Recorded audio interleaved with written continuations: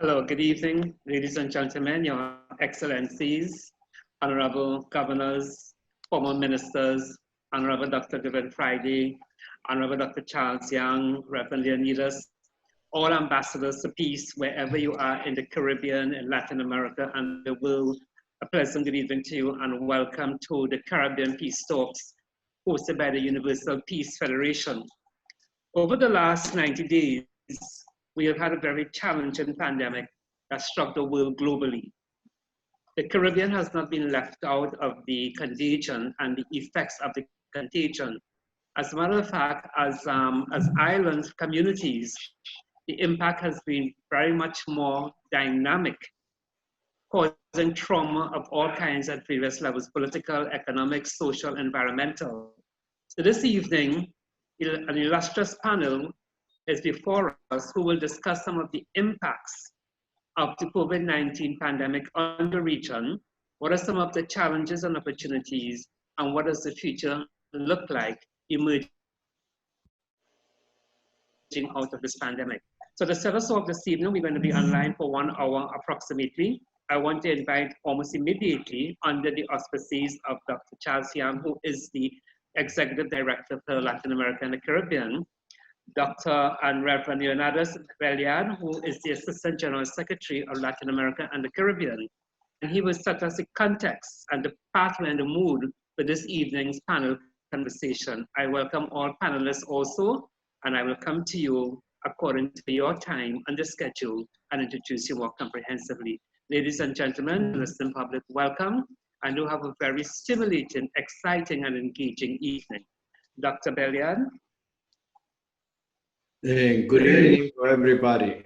Buenas tardes, honorables panelistas. Buenas tardes, distinguidos Dr. Young. Good evening, Dr. Charles Young.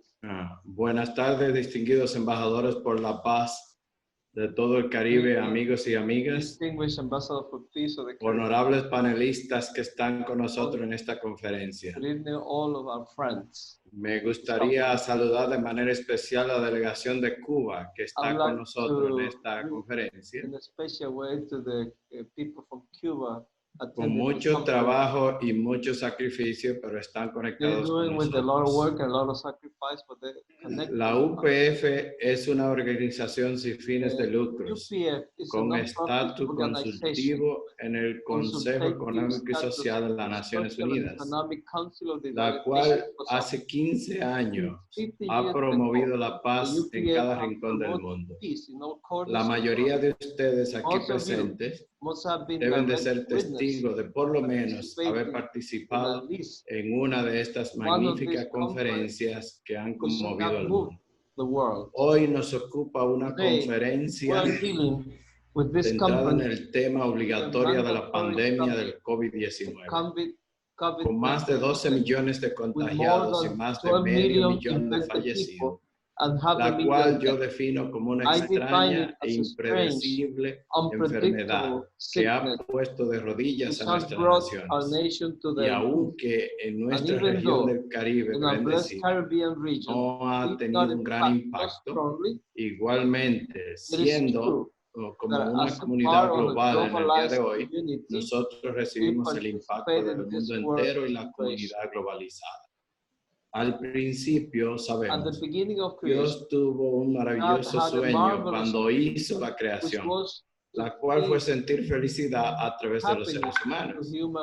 Y si bien es cierto, este sueño permanece como un anhelo frustrado que Él quiere encontrar por siglos, porque Él quería ver la felicidad a través de los seres humanos. Seguramente Dios ha querido darnos una lección y decirnos que debemos recordar nuestro propósito original de la vida. Y aunque no ha sido la manera en la que nos hubiera gustado, hemos tenido que empezar a valorar más nuestras familias, a construir mejores relaciones de padres e hijos, mejores relaciones de esposos y esposas, y a cuidar mejor la naturaleza, la cual es nuestro primer libro de texto.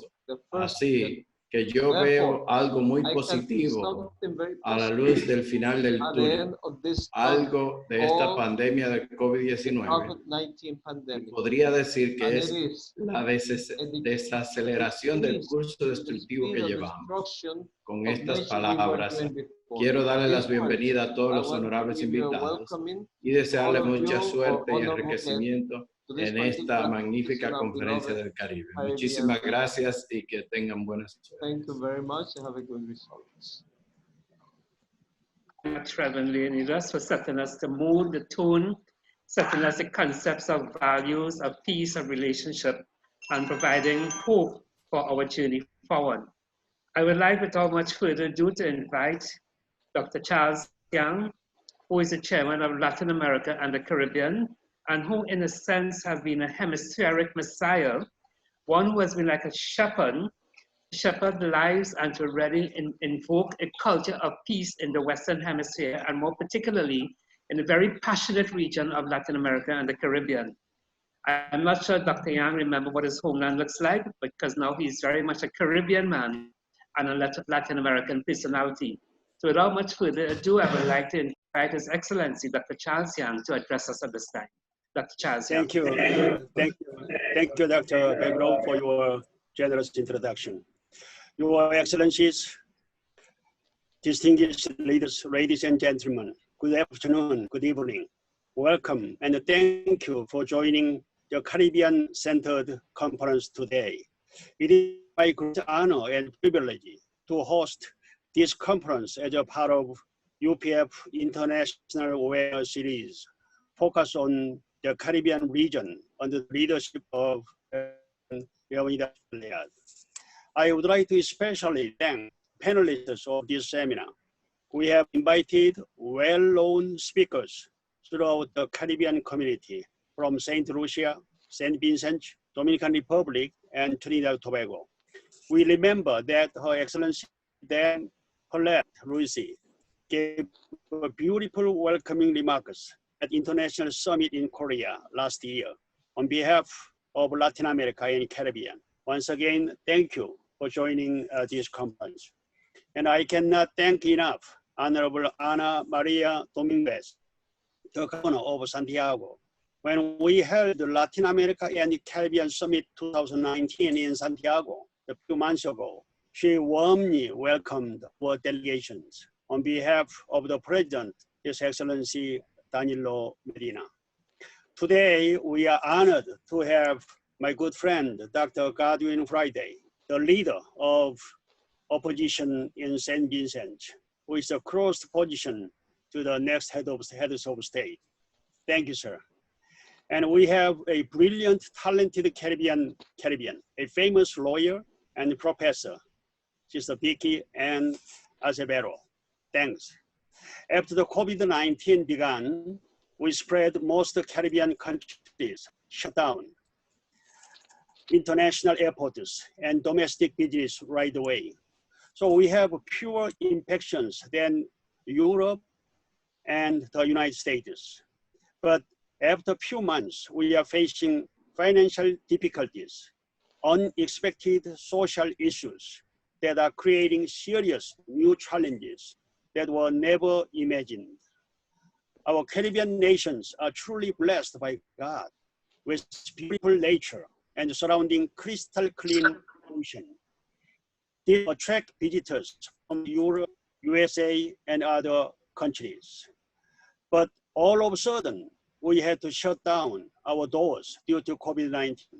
And world citizens are anxiously waiting the reopening of the beautiful eco-friendly nations. During these difficult times, UPF has initiated a variety of activities following Sustainable Development Vision under the United Nations guidelines through the online peace talk conferences to discover the real facts and the effective solutions. Ladies and gentlemen, history is clearly divided in many aspects between two eras of before and after the COVID-19. We may call the eras BC before Corona and AC after Corona. The coronavirus has been rapidly expanding beyond race, religion, and national borders. Communities, countries, and the world were cut off and shut down from each other instantly by the corona. However, this cannot continue. At this time and age, we must find a way to redevelop a new civilization through new ideas by cooperating with each other beyond national boundaries. At the same time, UPF is cooperating with the government in volunteering activities, such as food distribution and medical services. Recently, the co-founder of the UPF, who is widely well known as a mother of peace, Dr. Hak Ja Han Moon, strongly addressed that we should live for the sake of others as one family under God, beyond race, religion, and nationalities. We will do our best to help the Caribbean community in preparing for the post-corona era by continuing to improve the programs and seek the development along with other nations. We have to prepare new paradigm to welcome the age of after corona. I believe that we will get the new wisdom and insights through the great panelists' opinion.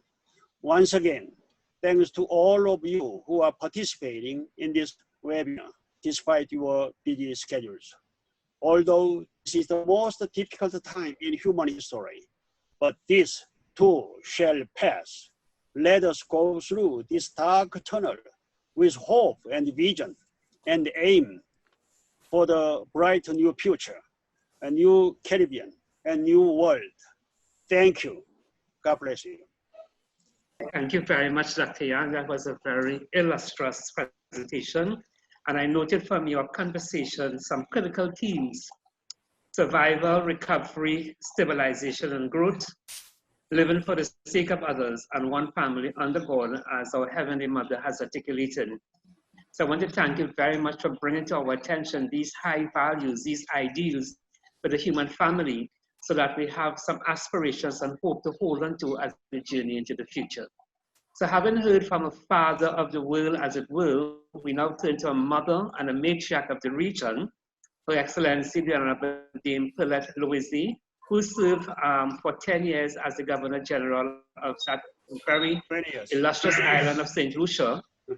And I would now like to invite her to share with us her wisdom, her insights, and probably as a mother does, provide us with some guiding and nurturing strategies as to how we can weather the storm and indeed go on to have a better quality of life for all of humanity in the region. So I now invite Her Honor, Her Excellency Dame Paulette Louisy to address us at this time. Thank you. I just want, before I start, just Solo want quiero antes de empezar hacer una corrección. About me as a matriarch, but I did spend, I was in office for 20 years. And not congratulations. Yes. Congratulations. Right. Yes, as the first of tonight's panelists, I have elected to give a general overview of the challenges that our region has had to confront with this pandemic and some of our responses to date. My colleague panelists who will present after me will no doubt expound on some of them or fill the gaps, which I'm sure my presentation will not cover. You know, the islands of the Caribbean have long been considered as being among the most vulnerable in the world.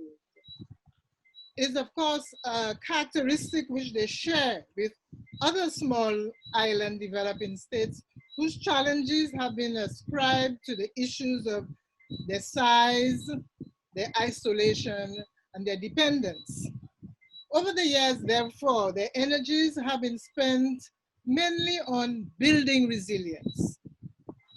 The challenges have changed over the years, and the effects on economy Han cambiado por los años y los efectos de las economías y la forma. But they have, by and large, measured and weathered the storms. You know, not very long ago, our main challenge was the issue of climate change, seen by many as posing a clear and present danger, although that danger is not of our making. But 2020 dawned with hopes of a clearer vision for the future and the way forward. But COVID-19 struck unannounced, unplanned for, and threw the whole world into a tailspin. The effects on the small islands of the Caribbean could well have been disastrous, given the region's high vulnerability index. In fact, the immediate past chairman of the Caribbean community, the Prime Minister of Barbados, described the first 6 months of the year as a very, very difficult period for the region. The pandemic has wrought very serious economic damages on the countries of our region, which are perhaps the most the most tourist-dependent countries in the world. It is estimated that the region has lost between 40 and 50% of its GDP, its gross domestic product, resulting in a sharp decline in revenue, exacerbated by a steep increase in expenditure as countries are struggling to provide, one, income support for those who have lost their jobs because of the closure of businesses, stimulus packages to businesses offering essential services, procurement of medical supplies for both private and public hospitals and clinics, purchase of protective personal equipment, the now famous PPEs for our frontliners. We have had to retrofit facilities to serve as respiratory hospitals for the numbers of positive cases that we were anticipating. We have had to provide, at government's expense, quarantine facilities, mainly for nationals returning from affected countries. We have had to provide care packages to the most vulnerable in the society. We have had to provide technical and technological support for the virtual learning initiatives that our education system has had to resort to because of all the closure of our schools. And the list of challenges can go on. The response at the individual national level included, as we've heard before, the declaration of states of emergency, the closure of borders, lockdowns and curfews, moratoriums and other relief measures offered by financial institutions, and we thank them for that, both indigenous and foreign-owned, and the implementation of the social distancing protocols, which have become the standard and the norm globally.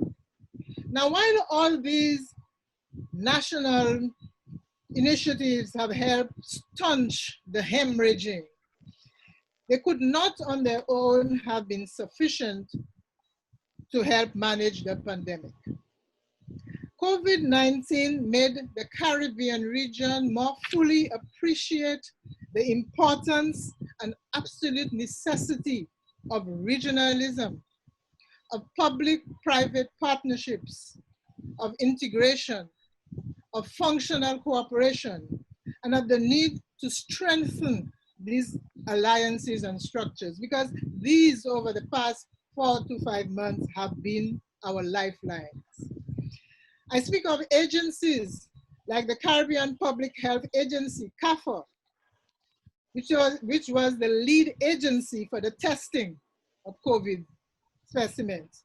We had the Caribbean Disaster and Emergency Management Agency, CDIMA, and the Pan American Health Organization, PAHO. They were the point agencies for liaising with the WHO and for linking the region to a new platform, the African Medical Supplies Platform, where we can procure PPEs, diagnostics, and other essential supplies for our hospitals and respiratory clinics. And we can't leave out the Cuban Medical Brigade, who have provided personnel to supplement our own medical teams. And we witness the success of this intervention, even in developed countries like Italy, for example. And we have the Caribbean Development Bank, which has accommodated countries' requests for debt referrals as our income, our revenue has taken such a steep dive. Now, ladies and gentlemen, fellow panelists, this has been just a snapshot of the challenges that the Caribbean has had to confront and deal with in this continuing COVID-19 pandemic, and a snapshot of some of the responses to these challenges. Now, in spite of the heavy blow that COVID-19 has struck us, has given us, it has given the region, and I want to repeat, the opportunity to appreciate the value of working together as a community, as a regional family, of forming strong partnerships and alliances, and of strengthening our regional institutional capacity. Now, we may not be able to prevent future crises of whatever nature or severity, but we have surely learned a very valuable lesson on what can work best for the region in these trying circumstances.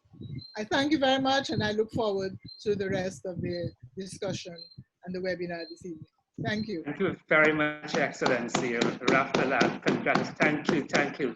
That was very exciting. It was quite a panoramic snapshot of what the region has experienced collectively and individually. So you did an excellent job. I cannot even give a distinction. It surpasses distinction. But what I noted carefully that you spoke about, though, was about the impact upon the GDP, 40 to 50% loss of GDP, the social safety net, which is typical of Caribbean culture, how we help each other, and also the whole concept about the value of regionalism and the resilience that came with that regionalism, the public-private partnerships, again, which is intrinsic in our culture, how notwithstanding the various ideological differences, how we come together in crisis as one family, and also going forward, the strengthening of the regional capacity. And I think if I'll take anything away from your conversation this afternoon, is the strengthening of the regional capacity, which links back to what Dr. Young articulated from Heavenly Mother about being one family under God and living for the sake of others. So the teams are correlated at times very nicely, and it remains a very red line or red thread value that unites us all together in one common purpose and one sole determination. So congratulations, thank you very much. Our best wishes to you and family. And please keep looking over St. Lucia and keep it the wonderful country that it is. Thank you. So we moved from St. Lucia and we traveled to that very mysterious island of St. Vincent and the Grenadines, where Paris of the Caribbean was termed for many of those who may not know. An island that also has a very historical scroll about, the division between the Black Caribs and the Red Caribs. An island that has remained the last bastion and frontier of resistance to colonization in the Caribbean and set the pathway for Caribbean liberty and democracy. We in the Caribbean have a lot to thank St. Vincent and the Grenadines for, and more particularly Trinidad and Tobago, because in our developing area, the Vincentians were the ones who really drove the construction industry in Trinidad and Tobago. With that being said, it is my pleasure to introduce to the podium Dr. Godwin, and I choose to pronounce it this way, Dr. Godwin Friday, and I take it as a very prophetic statement of his destiny in humanity, who is currently the leader of the opposition in a bicameral system of parliament. So by extension, he's the alternative voice and view and ears of the people of St. Vincent and the Grenadines. So we are very pleased to have such an erstwhile leader addressing us this evening, and I would like to indeed invite Dr. Godwin Friday to the mic, and that we shall be edified by his illustrious and erudite contribution. Dr. Godwin Friday, welcome, and thank you very much. Thank you so much. Dr. Yang, thank you for the generous invitation to be here. My distinguished panelists, thank you so much for sharing this stage here with me, or allowing me to share the stage with you tonight, this evening. We have very short time, so I'll get right into it. Basically going to present an overview as to what we encountered here in St. Vincent and the Grenadines, some specifics, and hopefully if there's discussion later on, we can elaborate on them. The first case, on March 11th, St. Vincent and the Grenadines recorded its first confirmed COVID-19 case. More followed, of course. There were a total of 29 cases, all of whom, I should say, have recovered. And so far, there are no active cases remaining in St. Vincent. Let's hope that we can continue to keep it that way. Thus far, there were no reported deaths or serious illnesses from COVID-19 in St. Vincent and the Grenadines. The greatest impact of the pandemic has been the massive social and economic disruption that has resulted. Dame Louise spoke about the closure of borders and various measures that were taken. In St. Vincent and the Grenadines, there were no closures, the borders were not closed. At the beginning of the crisis, as opposition leader, I had urged the government to close the borders while for suspending arrivals at our seaports and airports, except for essential travelers, including our nationals who are returning, and for commerce. My fear then, as it is now, is that any flare-up of cases might overwhelm our fragile healthcare system and create a serious health crisis for us in St. Vincent and the Grenadines. Thus far, we've been spared. Though our airports remained open, however, the fact that international carriers and our main regional carrier, LIAT, stopped flying to St. Vincent and the Grenadines meant that the main airport was essentially closed by default. Seaports have remained open with certain protocols to mitigate the spread of the virus. Those protocols, unfortunately, have not always been enforced because they're very difficult. We are an archipelago, as you know, stretching from Union Island all of St. Vincent to the mainland, and so it's very difficult to police all the waters. The response to the social and economic impact of the pandemic is really what we have been focused on over the past 3 months. On April 7th, the government and opposition members of the parliament all voted for a bill to provide economic stimulus and support for COVID-19 relief, to promote transparency, fairness, and accountability, and to signal to the external donors that suitable measures would be in place to ensure effective utilization of the money. I had urged that the support program be placed under the oversight of a select committee of the parliament. This was not done, and the program continues to be administered as the government chooses and with no additional accountability measures. The recovery and economic stimulus package voted in the parliament includes some of the following. Workers displaced or laid off due to closures in the hospitality sector were addressed, and I'll give a bit more detail. Workers in the formal sector laid off by business closures and cutbacks were addressed. Taxi, water taxi, tour bus operators, there was some relief. Minibus operators, some relief. Vulnerable intentions, especially the elderly and those facing increased financial and nutritional vulnerability, some relief was provided. And entrepreneurs and small businesses also received some relief. Those experiencing difficulties in making loan payments in financial institutions, there was also some provisions there. And those experiencing difficulties paying their bills. There were several titles under which the programs that we supported in the parliament that the government had put forward was presented. The displacement supplementary income support. That is a program that benefits persons in the hospitality sector who were laid off, terminated, or have been reduced in the number of hours from full-time to part-time employment. They are eligible to apply under this program, and they had to meet certain conditions, of course. And once those were met, those persons had a benefit. It seems like a small benefit, but it was a benefit, and many of them took the opportunity to get it. They qualified. They received $300 per month up to 3 months, and this is something that we must remember. And at the first instance, and so they receive a total of $900 in displacement supplementary income from the government, and those are persons in the hospitality industry. Then there's a second leg of the program, the unemployment benefit and pension support. To be eligible, the persons must be currently insured under the National Insurance Service. That to show that they have not reached pensionable age, so they're not receiving a pension, that they were laid off or terminated not earlier than March 1st, 2020, that the stoppage of earnings was related to COVID-19 pandemic. And so if they meet those conditions, they qualify for an unemployment benefit paid out by the National Insurance Service. Pensioners were given a special consideration, and they also received a benefit from the National Insurance Service.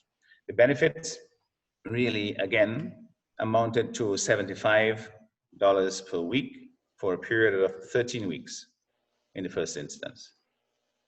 As such, terminated or laid off NIS contributors, that's National Insurance Service contributors, will receive a total of $975 in unemployment benefits for a period of 13 weeks. You can see that this is very small amounts, but as I said, in the crisis, people are grateful for it, and we'll see what happens going forward.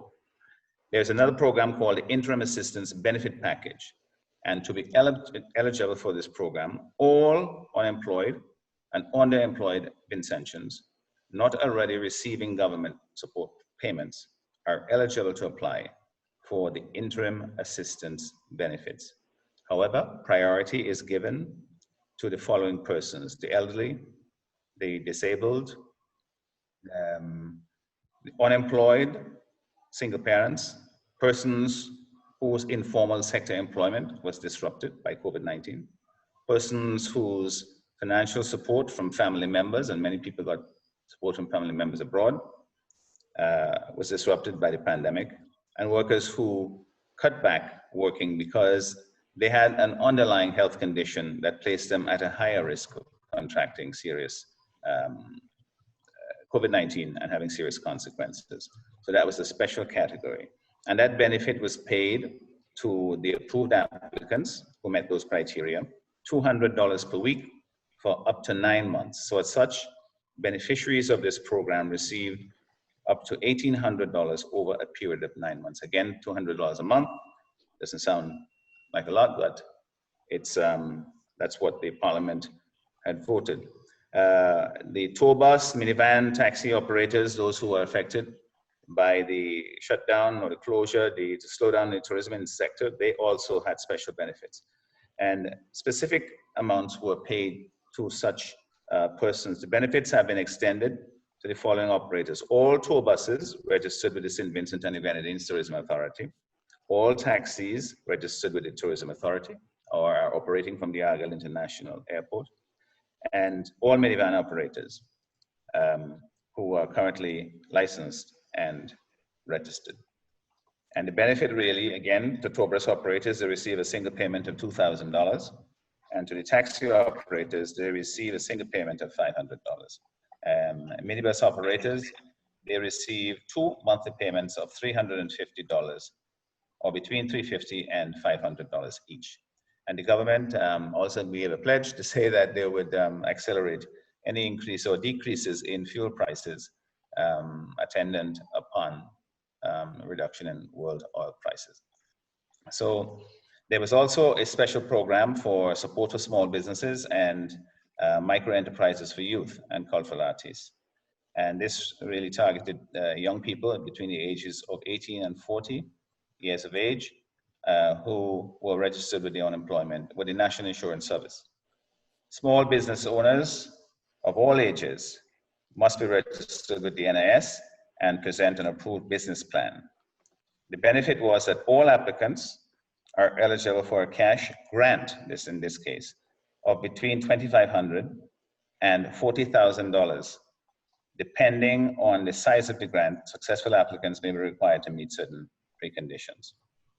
The program has generated some controversy about the persons who have benefited from it. As a result, the government has decided that it will no longer publish the names of the persons who will receive grants under this program.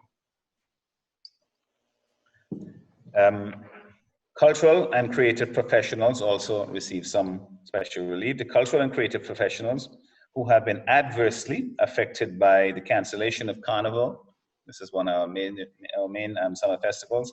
Easterval, which is primarily is basically done in Union Island, and the Bequia Easter Regatta, and the prohibitions on amplified music, which came along with the COVID crisis. Those persons, those professionals who include calypsonians, carnival band leaders, steel band tuners and arrangers, and cultural ambassadors receive a total of approximately $250,000 divided amongst them. So again, it's a small contribution, but it was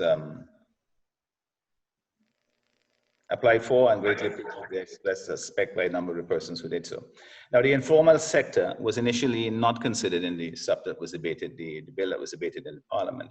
But during the parliamentary debate on the support package, I urged that the workers in the informal sector be provided assistance also, and that in the design of any support program, that we put the money where the pain is. That was my expression to the government, where some weeks later, workers in the informal sector, mainly vendors and cart operators, were included, with varying amounts of financial support. Workers in the informal sector, particularly urban vendors and vendors who regularly work near schools, because the schools were closed, so they couldn't ply their trade there anymore. They are eligible for interim assistance benefits of $300 per month for 3 months. A one-off payment of $300 was also given to the cart operators.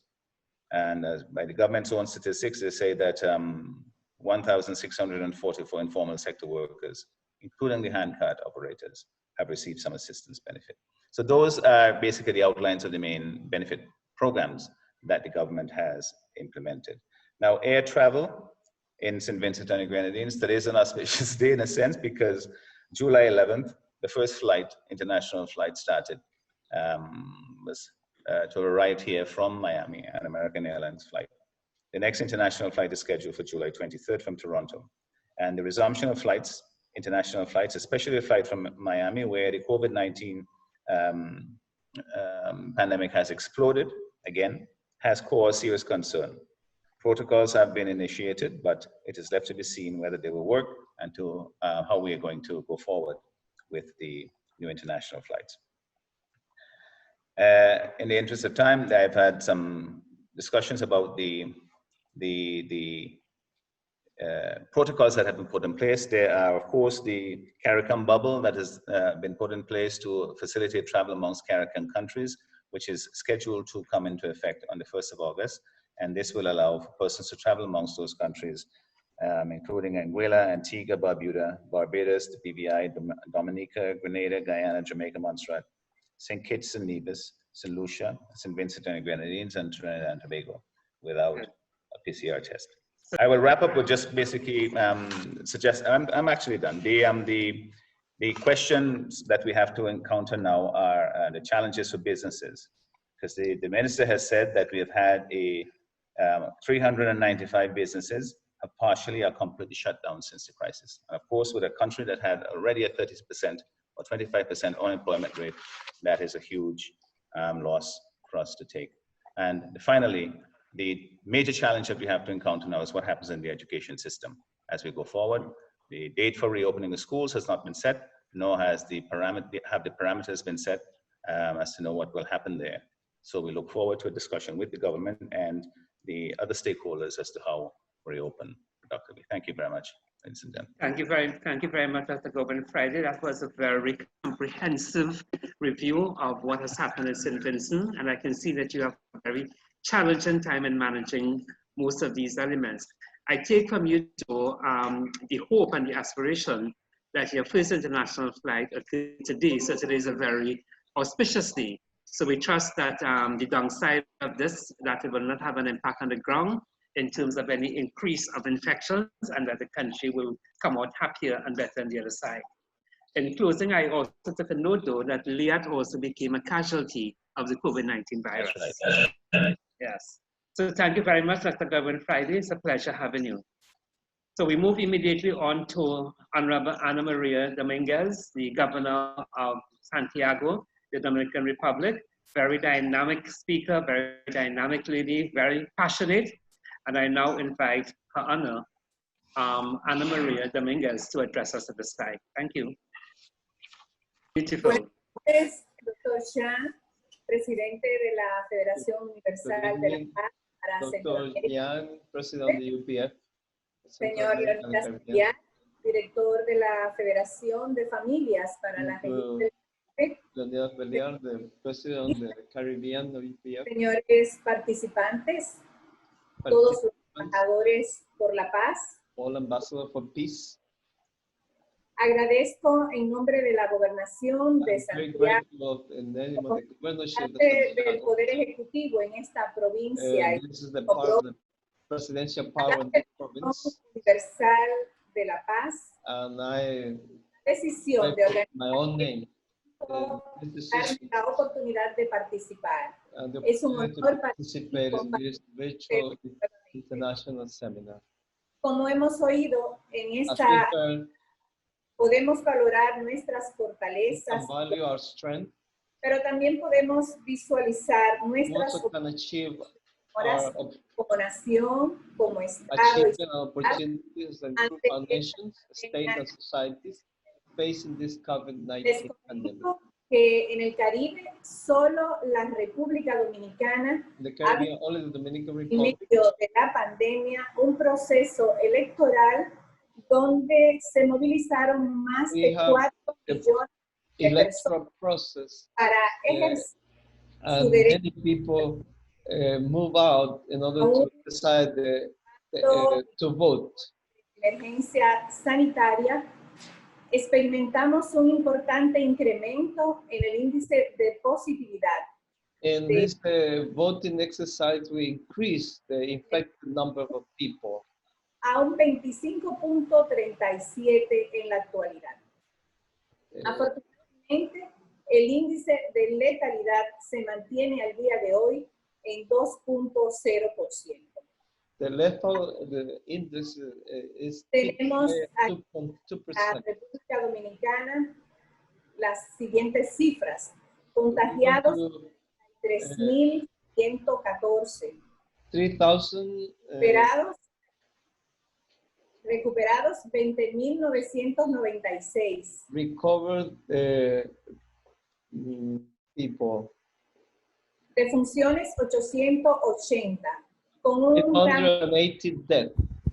De más de 60 años, correspondiendo el 67% a mujeres. 67% with women and also beyond 65 age. Tanto la gobernación, el ayuntamiento y sectores representativos de la ciudad organizada avalan el desempeño de la nación en la gestión de la pandemia. People and all the people in leader society se ha colocado al centro de acciones de contingencia recomendadas por la Organización Mundial de la Salud. We follow the recommendation of the World Health Organization about what to do with this pandemic. Mostramos cifras que nos colocan entre los países con mejores resultados. We are showing numbers place our country among those with the best result before the elections. Ha variado el But buen after this event of the election, the tendency have changed. Destacamos el trabajo exhaustivo que We desarrolla acknowledge the work developed by our Ministry of Public Health creada por el presidente and the Emergency Sanitary Committee created by the President. de Salud Pública y las demás instituciones. Also the support of the social business leadership and public institutions of Santiago.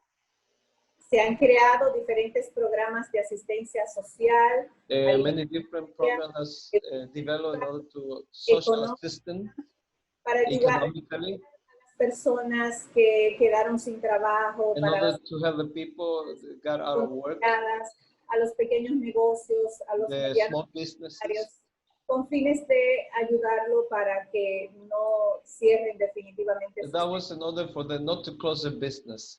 En la República Dominicana, como todos sabemos, se encendieron las alertas el domingo 1 de marzo 2020. Sunday, May 1st, March 1st was the first case. con un ciudadano italiano de visita en nuestro país. It was an Italian citizen visiting our country. Estimaciones consideran que en la República Dominicana por cada caso hay 3 casos ocultos de COVID. In the Dominican Republic, for every case open, there's 3 cases non-detected. En el sistema de vigilancia epidemiológico hay un 34% de positividad en más de 200,000 pruebas realizadas. 34% of positivity and many tests do it. Estamos atentos debido al incremento de positividad. We are attentive according to this increase of positivity. Relacionadas con la emergencia nacional, limitación de viajes internacionales, urbanos, the international travel, social, protección personal, vigilancia, control de casos, personal protection, entre otras medidas. Actualmente tenemos una ocupación hospitalaria de un 74%. We have a hospital. 74% of the capacity of the hospitals. COVID-19.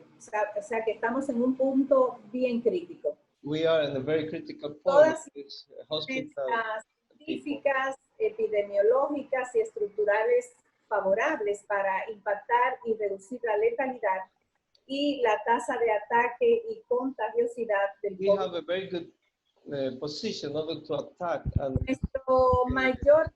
nuestro mayor reto es la concienciación de la población, que aún una gran parte se resiste a quedarse en casa. Our great challenge is that most of the people mantener el distanciamiento. Keep at home, and we have to continue doing in order to social distancing and avoid this problem. Le tocará al nuevo presidente que asumirá the new president who will take power in order to deal with these problems that we're facing now. Seguir enfrentando esta pandemia. Pedimos la protección de Dios para todos para poder parar esta pandemia global. Muchísimas gracias. Buenas noches. Thank you very much. We need God's protection to stop this COVID pandemic. Thank you very much. Thank you very much. Muchas gracias. It was a muy interesante, very interesting speech, and I really appreciated how you express yourself like a mother expressing her concerns for her children. So thank you very much. So ladies and gentlemen, without much further ado, I will move straight on to Mrs. Vicky Acevero, who is an attorney, who is a social entrepreneur, who is the founder and executive director of the Green Market in Trinidad and Tobago. And I now invite Ms. Vicky Acevero to address us at this time. Thank you so much. And thank you to all the other panelists for their good interventions. As an ambassador for peace, I have to start my remarks this evening with the question, what is peace? And what is peace for the Caribbean? In these opening decades of the 21st century, I appreciate the Dalai Lama's reflection on peace.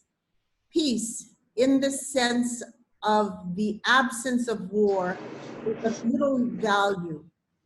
Peace can only last where human rights are respected, where people are fed, and where individuals and nations are free. Peace means the well-being of people.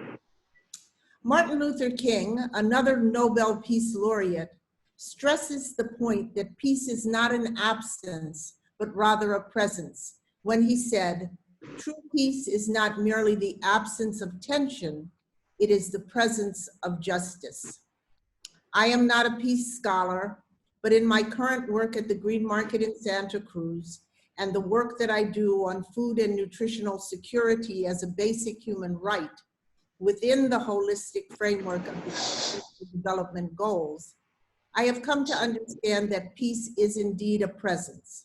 It is the presence of ecological balance, of biological diversity. It is the presence of clean air and clean water, easily accessible to all.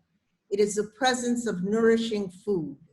It is the presence of sharing and collaboration of knowledge, skills, and wisdom towards achieving a universal well-being of individuals, communities, and the earth, which is our home. It is the presence of respect and dignity. So how in our journey towards peace in our region currently unfolding? The necklace of countries that ring the Caribbean Sea are shining jewels of biodiversity as well as human cultural diversity. The historical waves that have buffeted the shores of the Caribbean nations have left indelible prints that continue a pattern of cultural assimilation, absorption, synthesis, and innovation. In this centuries-old petri dish of globalization, the Caribbean continues to beckon the rest of the world to a universal experience of paradise. This is our region's primary asset, and tourism has developed as a primary lever of the regional economy. But it is increasingly, as other panelists have noted, tarnished as biodiversity is reduced, as sea levels rise, and as income and opportunity inequalities expand. The small island developing states, SIDS, constitute what most of the world considers Caribbean. However, the map suggests a much larger region extending from northern South America, Guyana, Venezuela, and Colombia, through Central America, up to Mexico, Cuba, and southern Florida.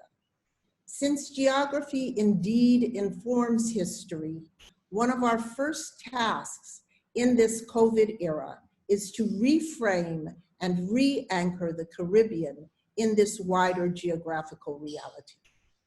This is what I call transformational semantics. The words that we use define realities and inform how we will address our challenges. This larger Caribbean continues to be a theater of global geopolitics. It always has been since Columbus first arrived. And the so-called major powers continue to search for and promote their own strategic interest in the region. Two nations in this Caribbean have been sanctioned by the United States. And although the stated policy is the achievement of greater democracy, the reality is that economic refugees are being foisted on neighboring countries. And in a time of COVID, this policy becomes inhumane to both the individuals fleeing and the neighbors who are trying to be good neighbors. We do not want or need refugee camps in our region. China's One Belt, One Road presents another mixed bag, as does Russia's involvement in Venezuela.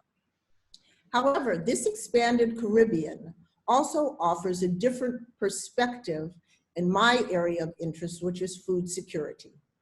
The real contribution of agriculture to GDP has been consistently falling, from 13% in 1990 to approximately 3% today.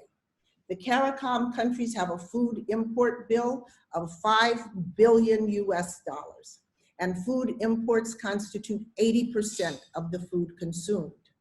Additionally, and sadly, almost 20% of our Caribbean people are undernourished, despite increasing obesity and incidences of non-communicable diseases.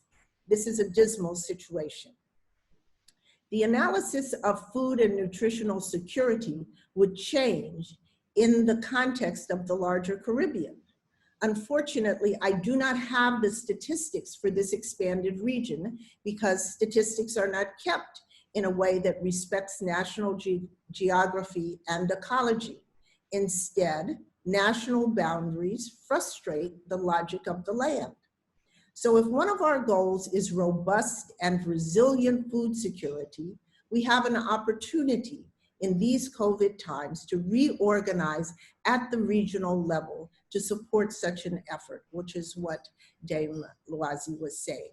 I will note here that Trinidad and Tobago, we have recently started to import more carrots from Costa Rica than from Canada.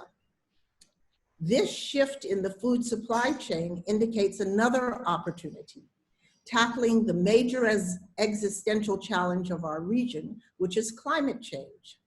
The COVID-19 pandemic has only highlighted, again, the frailty of the regional biosphere and its multiple ecosystems to climatic and other weather-related disruptions.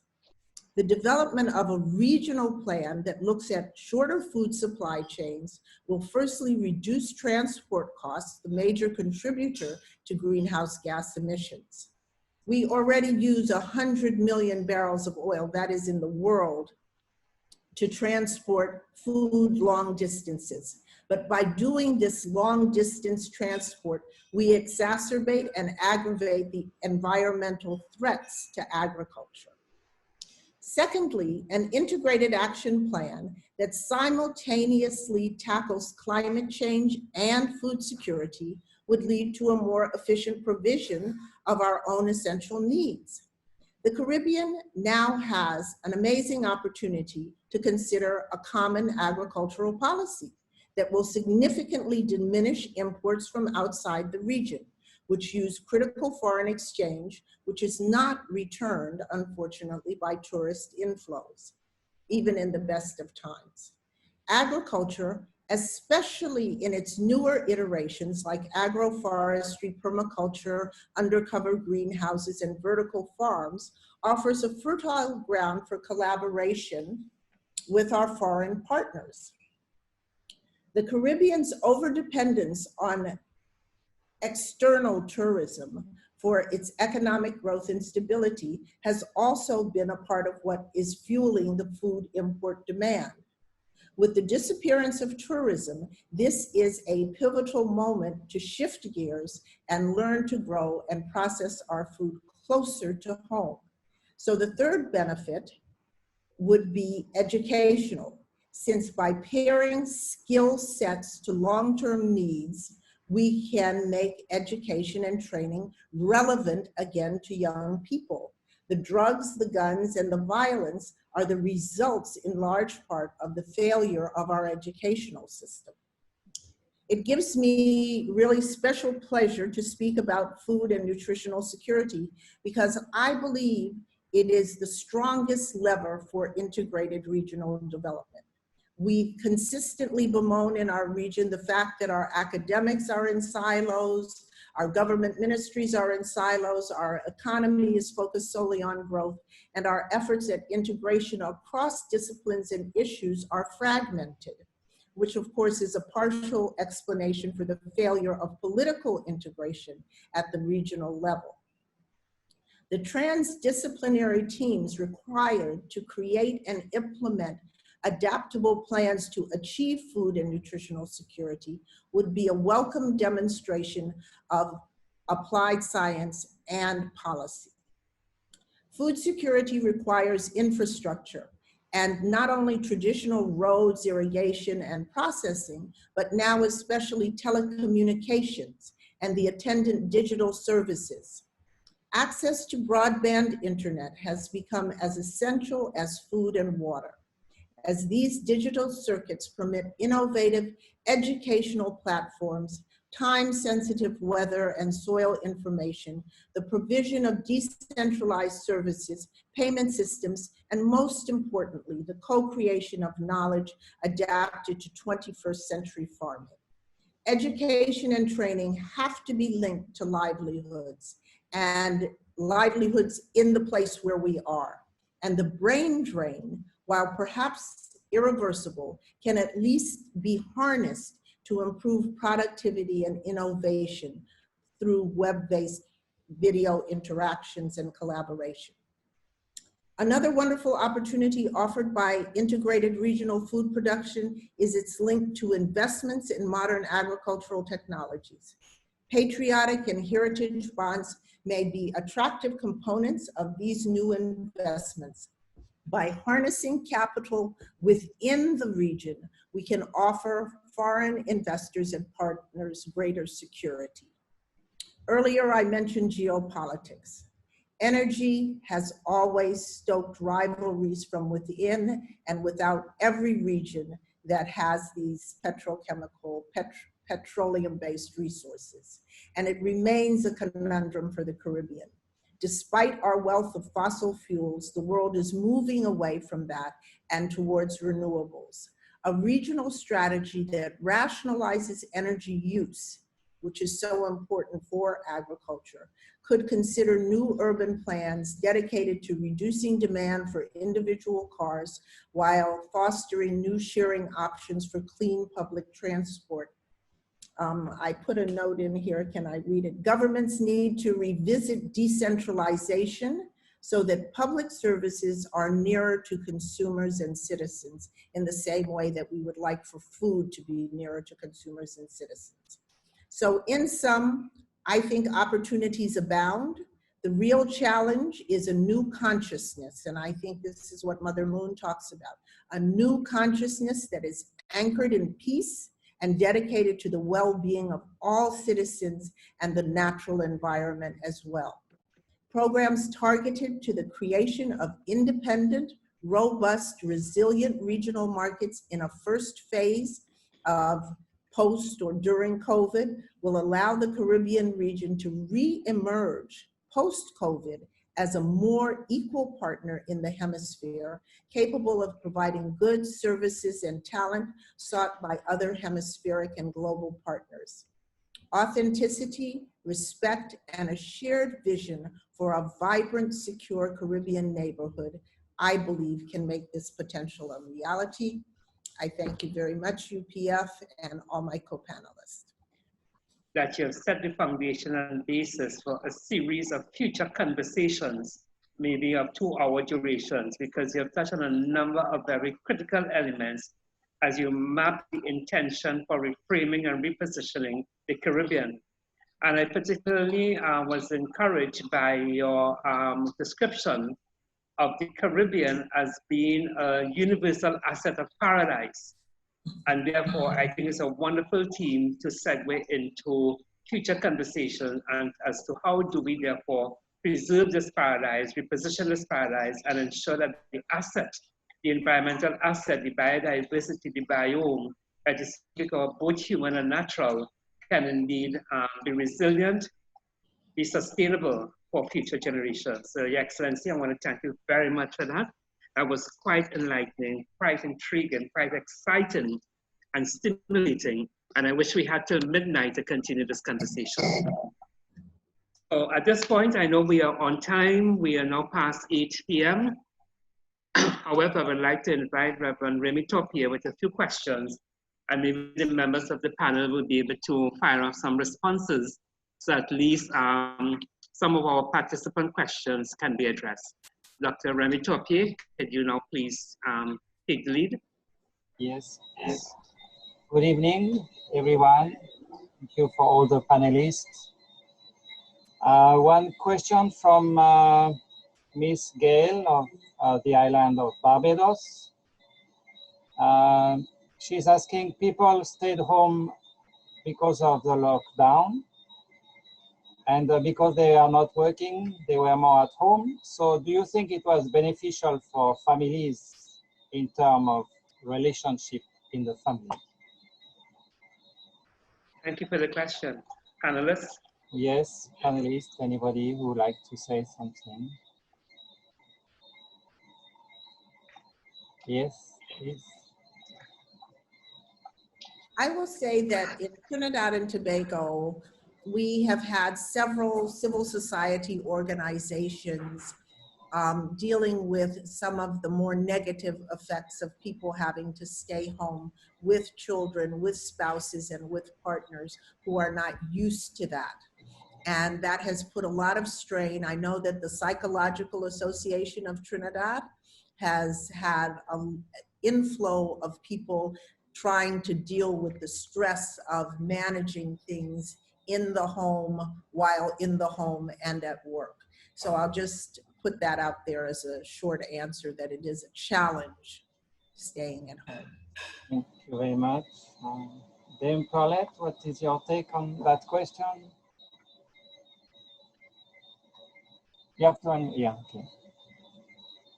Yeah, I think, you know, we can look at it in, on both, you know, sides of the coin. Right. Many people have welcomed the opportunity to see more of their family, to do things, you know, with the family, to get to know, re-know, if you want to put it that way, each other. And, you know, things you didn't have time to do because of the, you know, the mad rush, seeing about this and that and the other. The opportunity was, you know, was given to rekindle that kind of familiar relationship. So I think to some extent that helped and it was welcome. Of course, there's the other side where people sort of not quite accustomed to being in such, you know, I wouldn't say close proximity, but for such a long time with each other. So there were a few, you know, kind of rough edges, and people were not quite accustomed, you know, to that. And that's why I think perhaps they really wanted to open up the place so that they can start going out, and, you know, so you got the impression that they were really missing this interaction out there much more than they enjoyed the domestic environment. Right, thank you. Dr. Friday or Honorable Dominguez, would you like to add something? Otherwise, we have more questions. Do we have time for one more question? One more. One more. This is from Miss K from St. Vincent.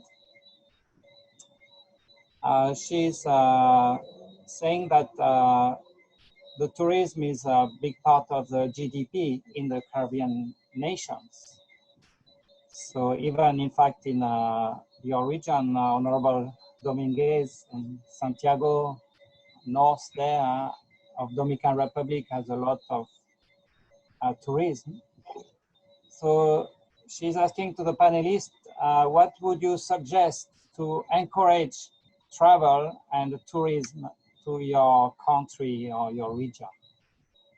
Maybe Dr. Friday, would you like to answer something first?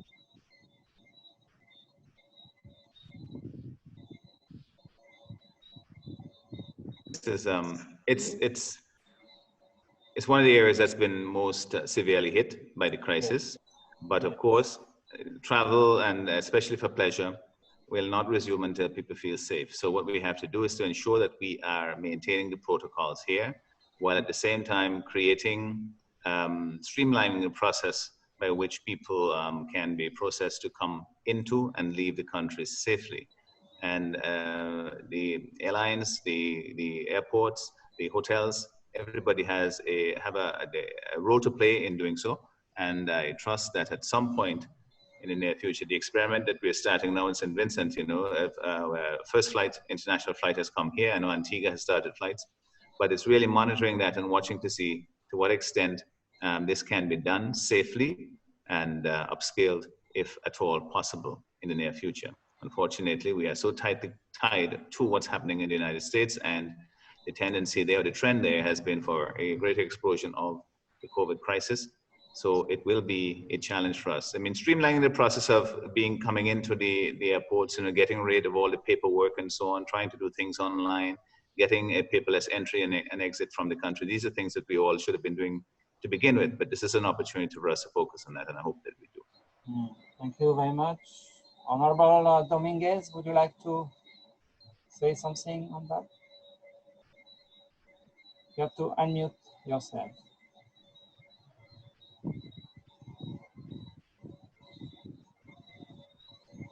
Okay, so if there are no further comments, I would like to thank the panelists on behalf of the Universal Peace Federation, on behalf of our host, Dr. Yang, and all other members of the Universal Peace Federation, Latin America and the Caribbean, all ambassadors for peace, all those technical persons who have been behind the scenes facilitating this transmission, all those who were listening. This has been a very, very enlightening and exhilarating conversation. I think the one challenge we had here is a challenge of time, and I would like to recommend that at some point in the very near future that we can reconvene in a much more expansive time frame and really ventilate on some of these issues, especially which is a question that came from SCA, how do we reposition the Caribbean, or from Dr. Acevero, how do we ensure this universal asset of paradise can redound to the benefit of all, while at the same time we remain sustainable and vibrant. So on behalf of the Universal Peace Federation, I wish you all a good evening, a good night, sweet dreams and visions. Adio, hasta luego, mi amigos. Vaya con Dios. Buenos días, buenas noches. Good night.